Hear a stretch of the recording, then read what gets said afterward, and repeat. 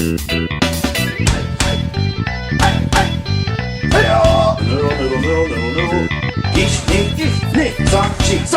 this has been my kitchen.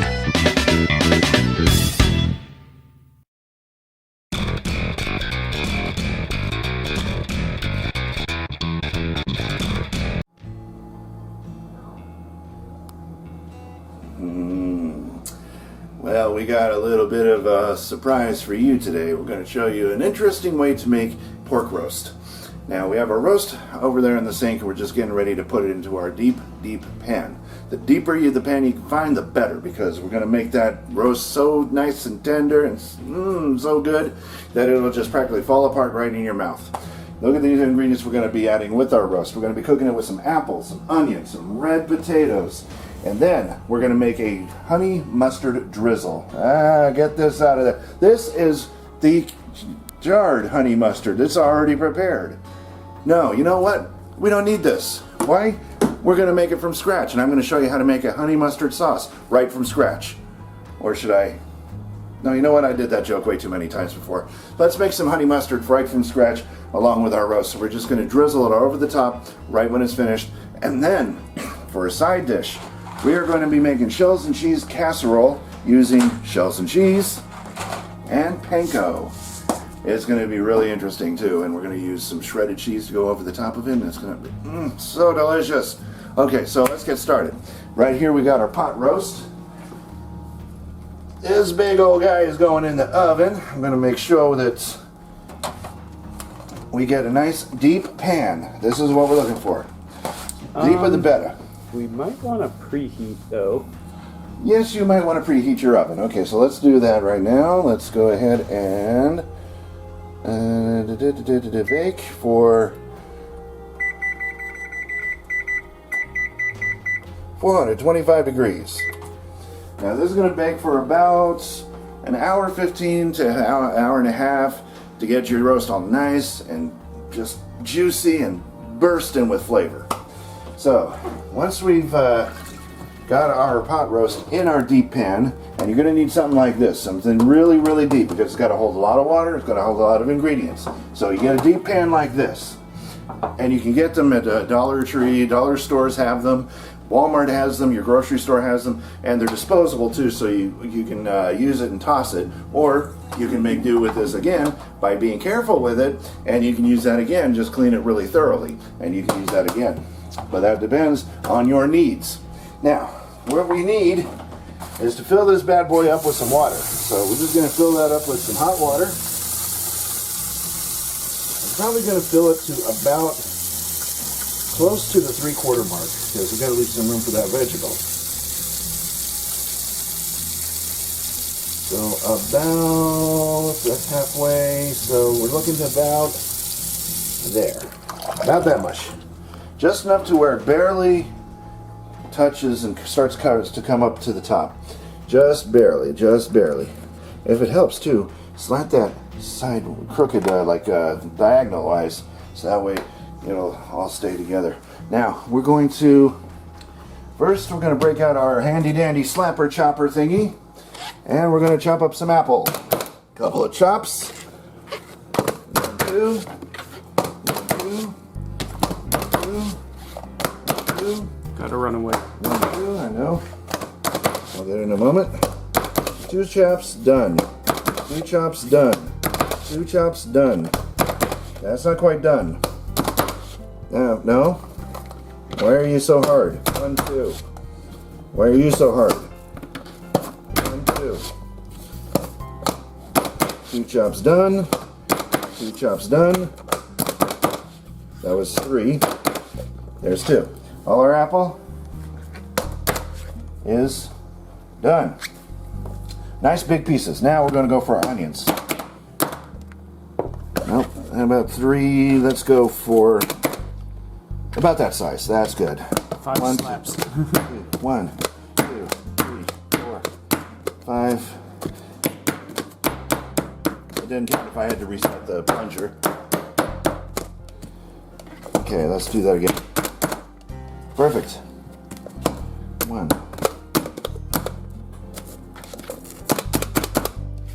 We'll get there eventually. Okay, nice big pieces. There we go, drop that down. There we go, perfect. Nice big pieces of onion. There we go. And in short time, all chopped. Okay, let's go ahead and put our onion down on either side of the water pockets there. Nice big chunk of onion. Okay. Okay.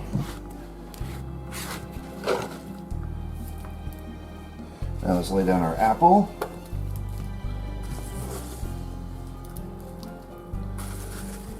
This just makes room for the next ingredient to go in there, the potatoes. Surround our meat with apple, and that's going to give it a nice sort of crispy, fresh taste to our meat. Alright, got our onion, we got our apple. Next, gotta use some red potato. Now it's gotta be the red potato. Red potato is the best to use for this recipe. Let's just toss the rest of that in there. Waste not, want not. There we go. Okay, now let's get our red potato. I'll go ahead and cut that down a little bit.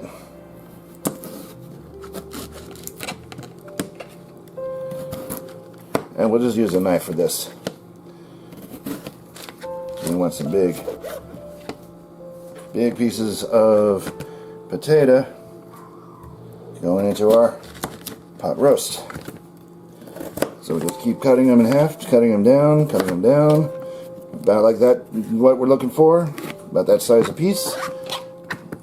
So let's do that one more time. Give it a nice wedge going there. There we go. And this one can be cut down again. There we go. Perfect. We'll just get some nice, flavorful red potato going there. Okay. Now you see that water is already starting to rise from the amount of ingredients that are going into this.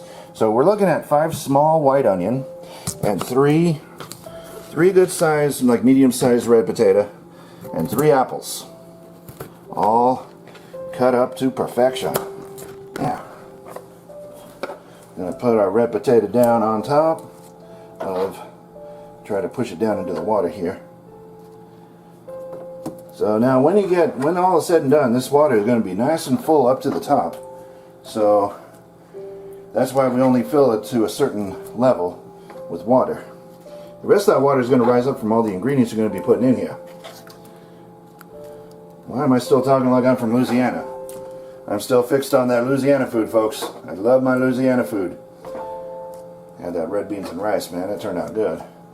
It'll make a Cajun out of you, I guarantee. This here, though, this ain't no Cajun recipe, though. This is just one of my specialties. Alright, so now that's well covered. So now what we're going to do is toss that into a 425 degree oven. We'll wait till that preheats, and then while that's sitting there, I'm going to show you how to make the shells and cheese, and it's going to be really good and delicious. What you're going to do is we're going to make this the old traditional way, and we're going to also have some 4 cheese potato on the side.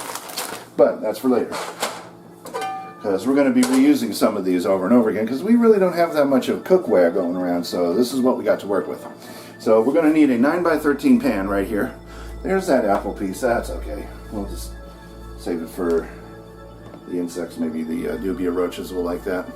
Anyway, what we're going to do is we're going to get a 9x13 baking pan, just like that, a Pyrex, and we're going to need a small pot for our shells and cheese. We're going to cook those up until they're kind of al dente, and then when they're al dente, we're going to drain them, and then we're going to line them up over here. We're going to mix in the cheese sauce, put it over the top of that, and then we are going to add shredded cheese on the top of that, but that's getting a little bit ahead of ourselves. So we'll show you step by step how to go along that. And then for vegetables, I figure collard greens. Why the hell not? So $3.95, you're close enough to $4.25. So pull the drawer out, put this on top since it's very heavy. Okay, and we're going to push it back in very carefully because there's water there. Okay, I'm going to bake that at 425 degrees Fahrenheit. Let this water boil. We're going to do a medium high. Since we didn't use that, back in there you go. Okay, so now what we're going to do is show you how to make a nice honey mustard drizzle that you can make right from scratch. I did it again, didn't I? I did it. I always do that. I don't know why I always do that. I'm always doing that. We're going to make it from scratch. I'm going to show you step A to step Z how to make a really delicious honey mustard sauce. And it'll be nice and thin. You can use it as a drizzle to go over the top of your pot roast. It's going to be so good, man. I'm going to tell you, it's going to be so damn good. So, we also have a mix of my seasoning blend, which we're going to add later once this, actually let's add it now.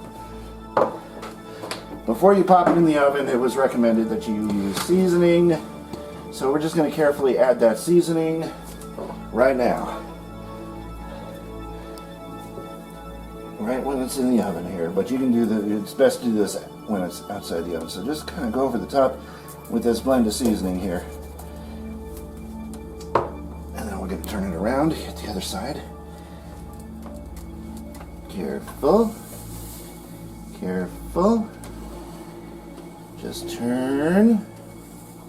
And then we're going to hit that other side with the rest of the seasoning. Now this is a blend of seasoned salt, garlic powder, onion powder, ground cumin,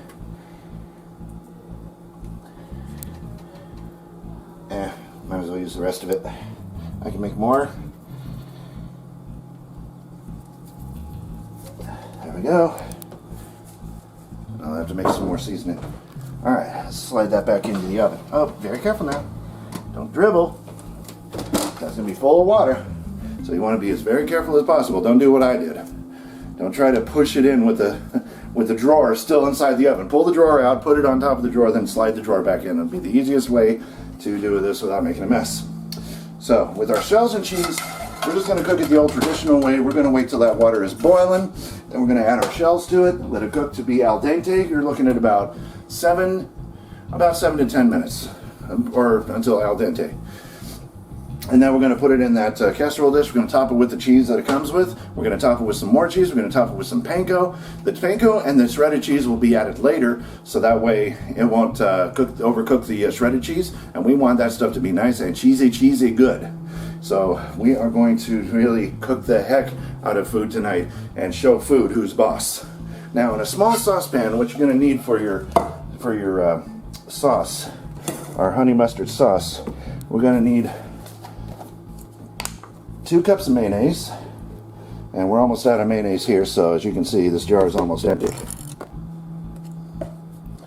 Okay, there's 2 cups of mayonnaise. This is going to make a lovely drizzle for our pot roast. Okay, now we're going to take our tablespoon and we are going to get out 2 tablespoons of Dijon mustard. I like to use the Golden's brand because Golden's is the ultimate in Dijon mustard. I love Golden's. I've been eating it since I was a kid. Okay, so there's 1 heaping tablespoon. Now, get all in there. 2 heaping tablespoons of Golden's Dijon mustard. Now, get your honey. We're going to need 2 tablespoons of honey. That's our oven telling us to put in our food, but we've already did that. 1 tablespoon of honey. Enough. And let us thank all of the bees in the world that made us this delicious, delightful honey. There's 2 tablespoons of honey. And we're going to need 4 tablespoons of yellow mustard. 4 tablespoons of this stuff. So 1, 2, okay, that's 3, that's 4, heaping tablespoons of mustard. Next, 1 lemon. Lemon. Okay. We are going to squeeze 1 lemon's worth of juice. Yep. And we're going to roast the heck out of that tonight. Okay, I think that's about as much as we're going to get out of that. So come on over here to the stove. Our water is boiling now, so let's get our shells in there. For God's sakes, I hope I don't drop the whole mess on the floor. That would suck. Okay. Open it easily. And I'm going to get out the cheese while holding the noodles over the pot so that it doesn't fall out onto the floor. There was one extra. We're going to do that again. It's just that easy. Just open this up. Take out the cheese while holding the box over your pot because you never know when that's going to happen. And then dump the rest into that pot. I'm going to turn down the heat to about 4. And we're going to give that a sturdy bamboo spoon. So we're going to heat this up to about a 4, low heat. And we're going to stir our ingredients together so it reaches a full consistency of honey mustard sauce. And look at that. It even looks like honey mustard, folks. Look at that. Look at that. Look at that. Look at that. Look at that. It looks like, just like what you buy in the store. Only this time it's going to be a little thinner so that we can drizzle it over the top of our pork roast. Now, you know some of that mayonnaise in there is going to lump up a bit. So stir those lumps in. If you have to, use your spoon to kind of crush them down, kind of like you're making a gravy. And just crush them lumps down. Stir and crush. Now, some things can't be helped. You know, sometimes you just can't help but to have little lumps here and there. That's from the mayonnaise. That's perfectly normal, but just try to eliminate as many of those lumps as you can. Make for a smooth drizzling sauce. And look at that. That's exactly what we need right there. Look at that. It's not thick.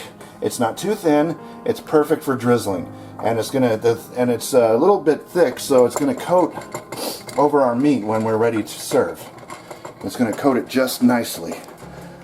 And then we can take some of the fruit and the vegetable that we're using to coincide with our pork roast, and we're just going to mix everything together. You can eat that as a side item or along with your roast, and just a big old combination of flavor just hitting your mouth like a party.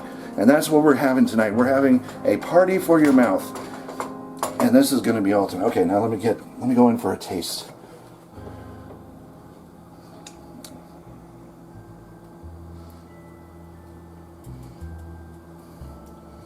Did we get a seed? No. That was a pulp. A little strand of pulp from the lemon snuck into my sauce. Oops. But that's okay. We'll just pretend it wasn't there. So now let me taste again. A different finger this time. Use my pinky.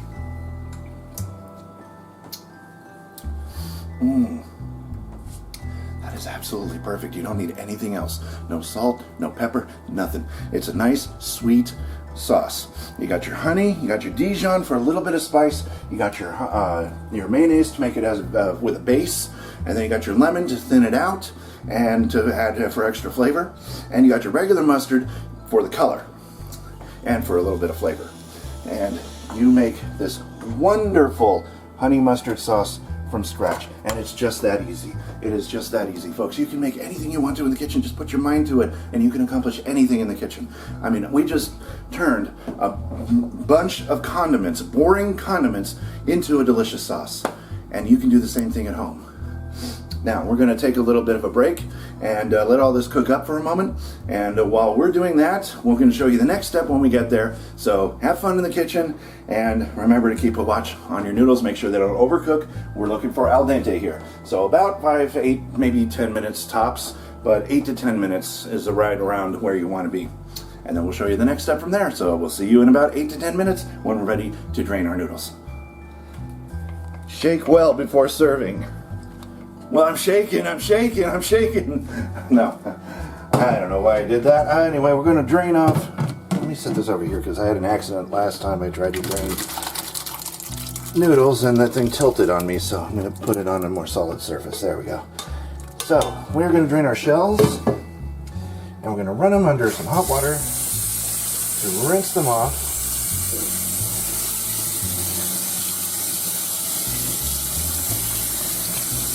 That washes away any of the starch that may have developed during cooking. And it'll give your noodles a nice clean flavor. So just wash them all down good. Give that strainer or colander a few shakes. Okay, now let that sit for just a moment. Let all that excess water drain out of there. We're going to come over here to our 9x13 pan. And there are no more drippy drippies coming out of the bottom of your colander. Give it a couple of these. That should be good enough. Drop them noodles right back into the pot, and what we're going to do, first, we're going to work with the cheese it comes with. And we'll need some kitchen shears to make a small cut there. Yeah, just like toothpaste, we're going to go from the bottom, make sure we get all that cheese, and we're just going to keep folding the bottom up. And as we do that, all the rest of that cheese is just going to bunch up and push out. Just like toothpaste, isn't it? Did your mother ever tell you, don't squeeze the toothpaste tube from the middle, you gotta squeeze it from the bottom? My mom used to do that to me all the time, because every time I went in to use the toothpaste, she always made sure that I squeezed from the bottom of the tube and not from the middle. But there were a lot of times when I just said screw it and just squeezed from the middle. Because, I mean, who's going to sue me? The toothpaste police? Are the toothpaste police going to throw me in jail for not squeezing on the bottom of the tube instead of the middle? Well, if I ever said that to my mother, she'd probably smack me. Alright, take a spoon, start mixing it in. Let me get some milk. Milk. Oh, there's the other one. There's the other. Okay, I'm going to get some milk to help thin out that cheese. Just a little touch of milk there. Okay, now, keep stirring. Milk also makes it a little creamier too. Well, it makes it a little more liquidy. It helps it spread better. Butter makes it creamier, but the milk helps it spread better. So it liquidifies it a bit to help it distribute it better. Okay, so when that cheese is fully mixed in, use a little bit more milk. There we go. Okay, now stir that in. Perfect, look at that. Ooh, nice. There's some cheese over here we can scrape down. Beautiful. Now that we've got our shells and cheese cheesified, we're going to take them over here to our 9x13 pan and just kind of drop it off right into our vessel here.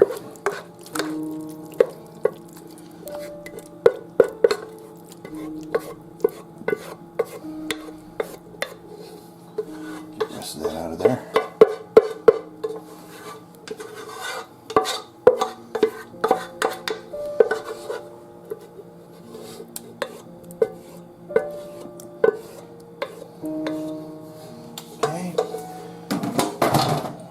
Take our spoon, kind of even it up, make sure it's not too much of this stuff in one area and not enough in another. We want to even it up and spread it out. Okay. Now, we're going to place this in the oven at, well, it's 425 still. Let's check on our roast. See how well we're coming along on that roast. Oh, it smells really good. Looks really good. Folks, that looks beautiful, but we're not quite there yet. It's looking beautiful though, folks. It's starting to look really, really tantalizing. So, I'm going to let that bake for a bit more. And 425, well, since your meat is already cooking at 425, we can cook this at 425 as well. It's not going to do too much harm, but we're going to start it as it is. And then, about 5 to 8 minutes before we pull it out, we're going to top it with cheese, then the panko. We're going to slide it back in, let it bake for the rest of that 8 minutes. We're going to pull it out when it's done, let it cool off a bit, and then by that time our roast should be done and ready for the drizzle. So come back at that time.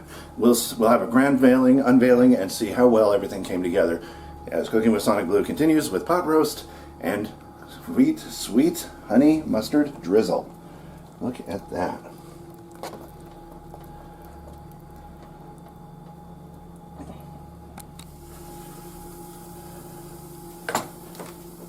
Alrighty, well, our sauce is starting to separate a little bit.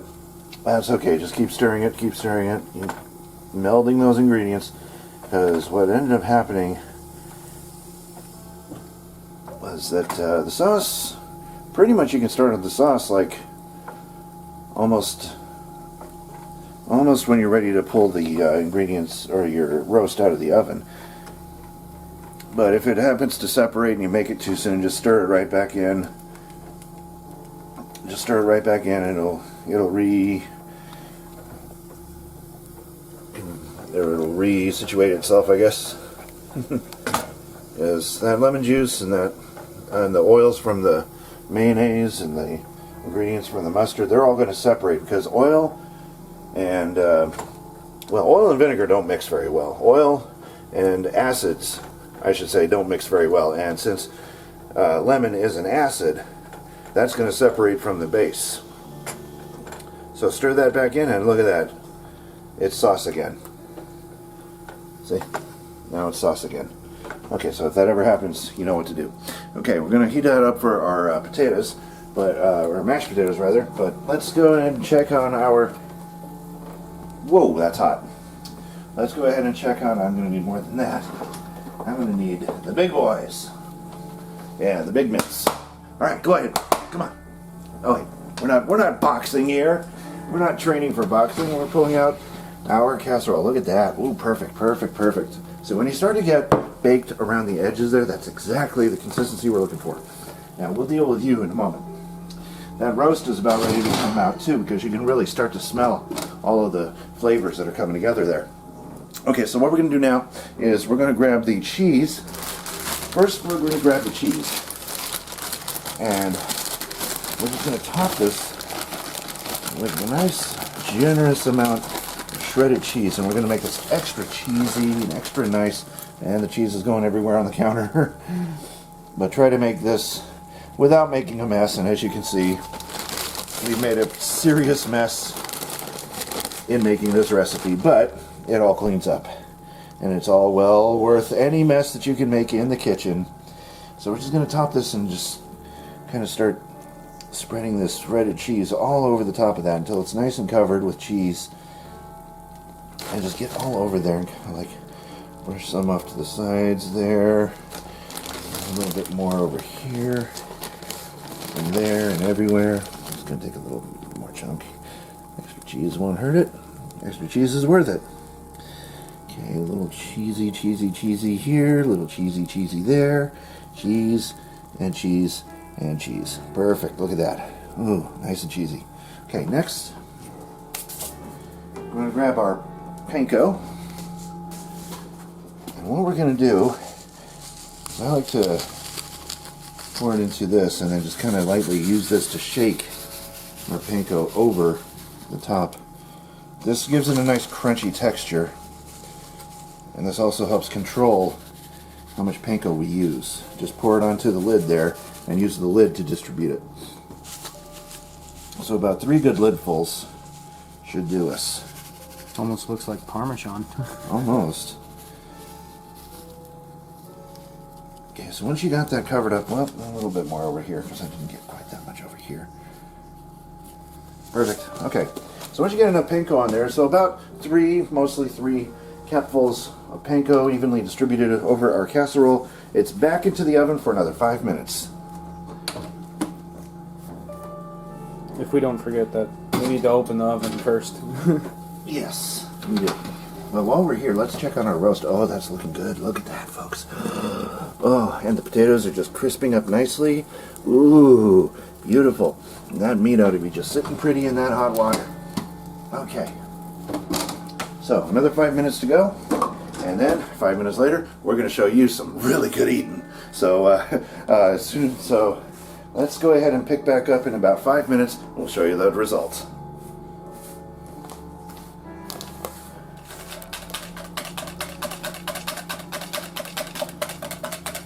Well, I got the sauce off of the saucepan, but since we made it too soon, it started to separate because the mayonnaise we picked up was infused with olive oil. Oil and bases separate, especially when you cook them for too long. So, to fix that, I added more Dijon mustard to it to thicken it back up, and now it's mixing in just fine. But now, it's just a little bit thicker than I'd like. As you can see, it's a little thicker than I'd like. So to prevent that, since we don't want to break out a whole lemon, just add a little touch of water. Just a little touch of water to help thin that out a bit. A little more. Just a little more touch of water to thin that back out into a sauce that we could use as a drizzle. Maybe a little more. Just kind of play with it a bit until you get the consistency you like. And that's much better. Much better. So now we've added the Dijon. Let's give it a little taste. Still tastes great. Even though we added a little more water, it still tastes great. Now over here we have some collard greens we just dumped out from a can and added some lemon pepper to it to kind of flavor it up a bit. Now let's check on what I really want to see is our roast and our casserole. So let's check those out now, because now is time to reveal the results. First the casserole, and here it is. Look at that. Oh, look at that. Okay, that's done. Now, our roast. Ooh, careful. Careful. Oh yeah, that's done too. That's done too. Okay, I'm gonna try carefully bring this over. Didn't spill anything. Okay, thank goodness. Alright. Now you can see a little blackening on the top there. That we kind of left it in for a little bit longer than anticipated. But that's okay. All we got to do with that is now we got to get a fork, and I don't have a meat fork. Otherwise, you just use a meat fork, but since I don't have one, and I didn't think I needed one, we're just going to use a regular standard fork. And you know what else do I need too? A nice, big, long cutting board. Okay, so let's move that out of the way. Move that up. Move that out of the way because that's very hot. Okay, move that up. Okay, now I'm going to try to go in and recover our juicy pot roast.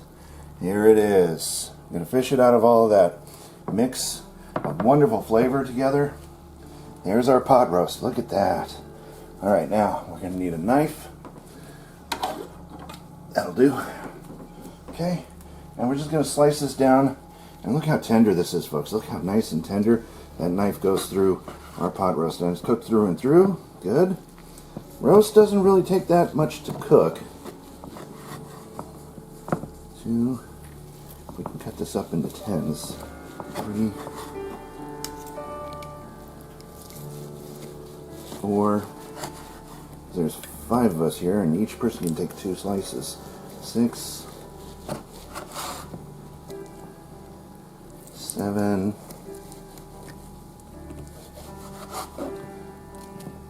8. Oh yeah, we can do it. 9 and 10, right here. Perfect. 10 easy slices for 5 hungry people. Okay, so now that's our roast. Now let's get a plate and let's plate some of this. Okay. I get one from that side. on from that side.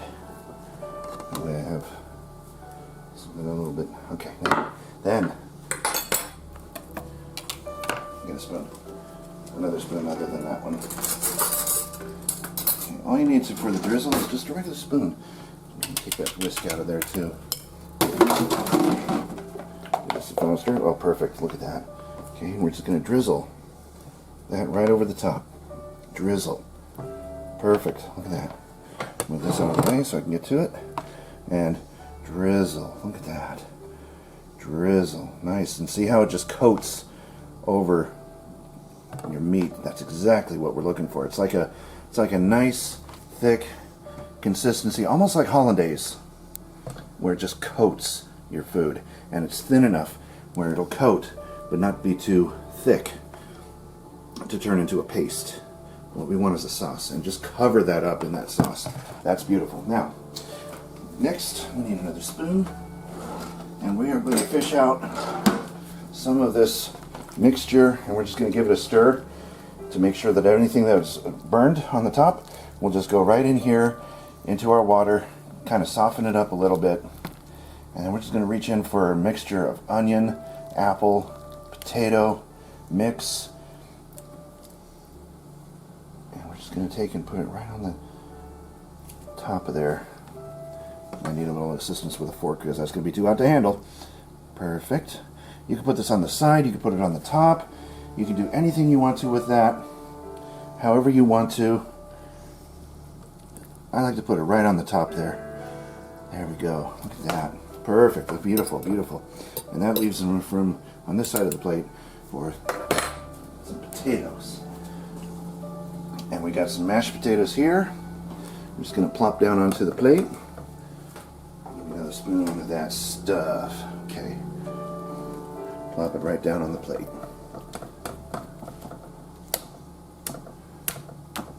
I figure 2 spoonfuls per person should do it.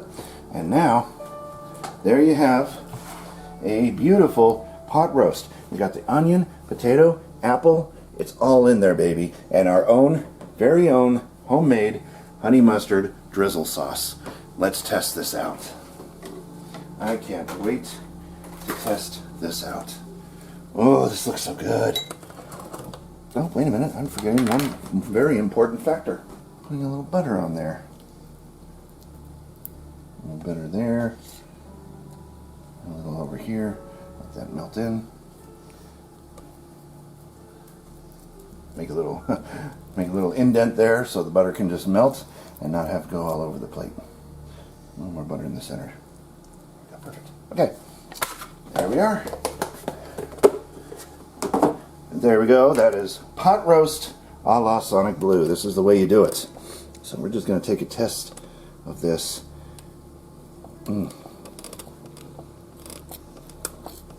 Just going to take a little piece off here and give it a taste test.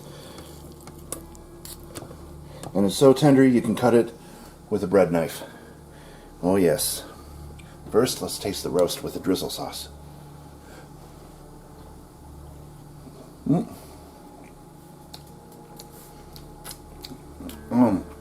Sweet as honey, baby. That just about tickled my taste buds. And now,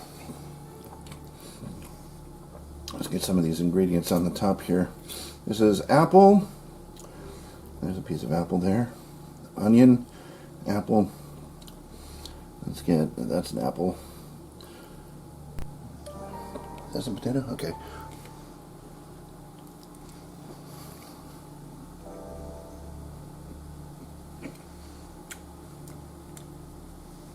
Very fresh. Very fresh, melts in your mouth. Delicious. So that is how to do pot roast with a beautiful honey mustard drizzle sauce that you made yourself. And look at that. Just makes a beautiful meal for anybody to enjoy. It'll be nice and filling. Although the sauce might make a little bit of a mess on your plate, but you know, if you're not cooking good, you're not eating good, and sometimes you have to eat a sloppy mess in order to eat good. And if that's the way it goes, then we're going to be eating good tonight. Let's try some of that casserole too. I'm going to need another spoon for that. Or actually, let's use this. We'll just cut right down here. And right over here. 1, 2, 3. I'll just grab right here, this one right here, and just spoon it right over onto the plate. Okay, let me get another one too, because I know there's going to be a couple that are, I'm just going to grab one cube. I'll just grab this one, place it right next door, right like that. Now let's give that casserole a try. Okay, now this is the shells and cheese casserole.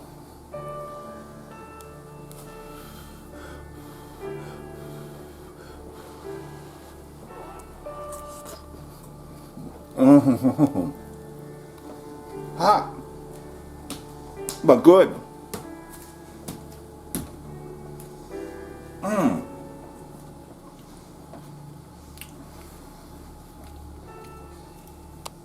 So folks, this is a festive party in your mouth, and this is the fireworks show right here. So you got a whole entire celebration going on in your mouth. Not just a party, but it's a celebration. It's a mix of sweet and savory flavors going into your roast. And it's a mixture of crunchy and creamy, all at the same time giving you that firework effect that just explodes in your mouth with flavor of cheese. And that is the way we do our shells and cheese casserole and our pot roast with drizzle sauce. And you got the apple, the potato, the onion there. Just makes it taste all the more better. So try this recipe at home. And now remember, if you're not cooking good, you're not eating good. So use the best ingredients you got, throw something together, and see what you can come up with in your house. This is SonicBlu, first cooking with SonicBlu, and see you next time. Potato. Yes, and some mashed potato has hit the oven. So you heard about it hitting the fan. The mashed potato hit the oven. It hit the oven. That's a bad kitchen day. It hit the oven. It doesn't hit the fan, it hits the oven. And it literally hit the oven. Yeah, let me turn that off too. Everything's ready. Okay, wow. Yeah, distributing plates. Messy kitchen. Yeah, that's good. All right. That looks good to me too. Right. Let's get eating. I'm just going to slide this in early. So you want to be very careful because that water level is high, high, high. You don't want this spilling all over your oven. And there it goes. It's already spilling. This water. Oh, wait. You know what? I had a better idea. And man, now those onions are starting to get to my eyes, folks. Gonna make me cry. It's such a beautiful wedding. And I'm not the one getting married. And I promised my mom I would get married, and it's not even me up there. And I promised myself I wouldn't cry. But when you're working with onions, you have to cry a little. So, anyway, let's prepare our shells and cheese. Just gonna get some water here. I don't know what the hell that was, folks. Woo, man, them onions are getting to my eyes. Oh, my. Guarantee. Now, if you don't suffer in the kitchen, you ain't cooking. Let me just tell you that straight up.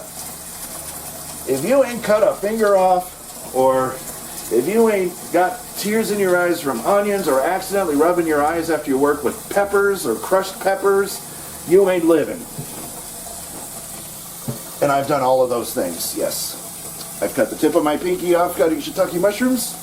I make myself cry when I work with onions all the time.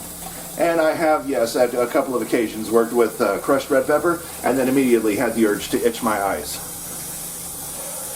Let me tell you folks, that is not a pleasant feeling when you realize you were working with peppers and seeds from the peppers, and that is the ultimate eye burner right there. You think onions are bad enough? Wait till you try crushed red pepper.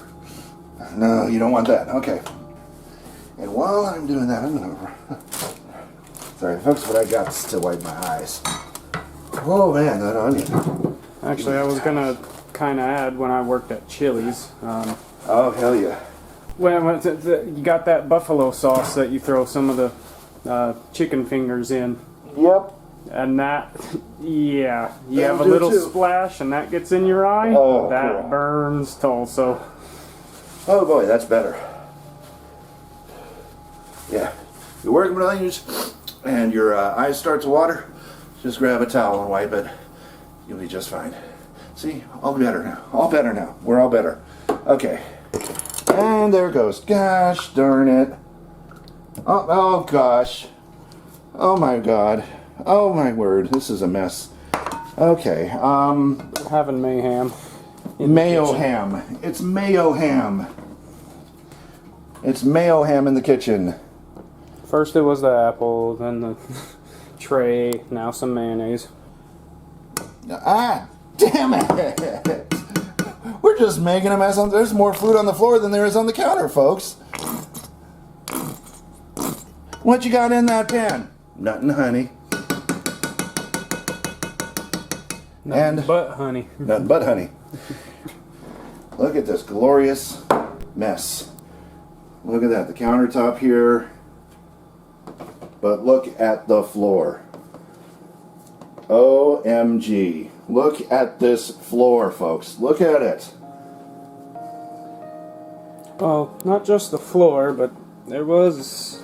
Yeah, there's A food little particles bit on all the oven. over in the oven, which is going to burn away into carbon, so don't worry about it. It's going to carbonize and it's going to disappear eventually.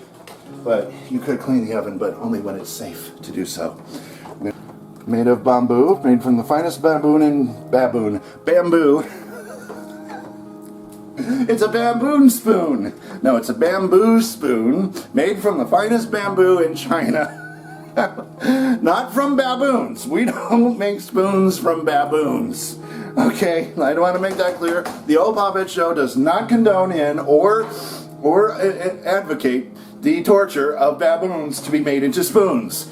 Trust me on this, okay? We have a baboon character ourselves, okay? Anyway, let's turn this on. If it's not the mess, Today is the blooper it's show. slurring. Today is the blooper show, folks. There's going to be so many bloopers I'm going to have to cut out of here. It's going to be its own episode. So let's clean up this mess on the floor. We'll start with the countertop first because anything that falls onto the floor we can clean up. Okay, so we're just going to get that off our counter into the sink. Man. And I almost didn't want to film this tonight. I almost didn't feel like up to filming this tonight. I figured, well, no, we have plenty of recipes, but I thought, you know, at the last minute, I'm like, what the heck? I've not shown anybody how to make honey mustard for your pot roast. But then all of this happened. Now, aren't you glad we started filming? This was past the 5-second rule, and I really don't follow the 5-second rule. Anyway, if it hits the floor, wash it off if you want to use it. But in all actuality, folks, if you do make a mess in the kitchen, it is a humongous rule of thumb to immediately or as soon as humanly possible clean it up. You never know when somebody's going to traipse through into the kitchen, not see the mess, and end up slipping and hurting their head on something. And you don't want to be responsible for somebody else's hospital bill, trust me. So, to play it safe, all you need is a rag, clean up anything on the floor, water if it's water, crumbs if it's crumbs, or in this case, all of the above.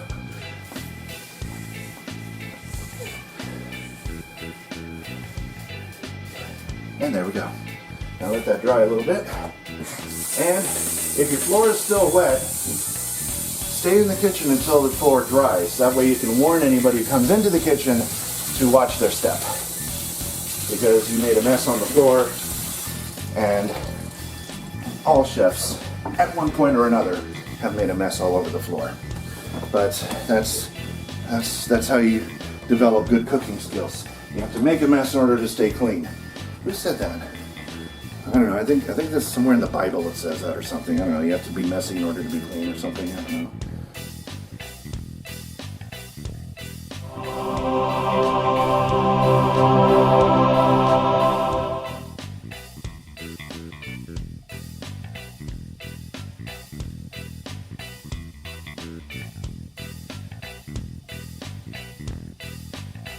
it.